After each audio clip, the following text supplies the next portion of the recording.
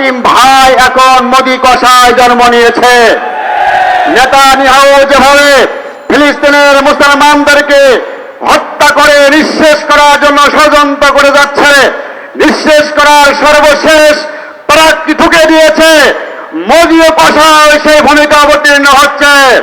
আপনারা দেখেছেন ওয়াকফ আইন বাতিল করে মসজিদ, মাদ্রাসা, কবরস্থানকে মাটির সাথে গুড়িয়ে দেওয়া হচ্ছে। এই সুখবরটি দিয়েছে আবার সেই ইসরায়েলের প্রেসিডেন্ট গতকালকে মোদিকে ফোন দিয়ে বলেছেন, পাকিস্তানের সঙ্গে যদি যুদ্ধ হয় তাহলে আমরা তোমাদের পাশে আছি। আমরা বলতে চাই মিস্টার মোদি, ওই ইসরায়েলের নেতানিয়াহুর প্রেসক্রিপশন নিয়ে যদি মুসলমানদেরকে হত্যা করার চক্রান্ত লেগে দেন, মনে রাখবেন ফিলিস্তিনের মুসলমান ভাইদেরকে রক্ষা করার জন্য হামাস যে ভূমিকা আছে, আমরাও সেই ভূমিকায় নামবো ইনশাআল্লাহ।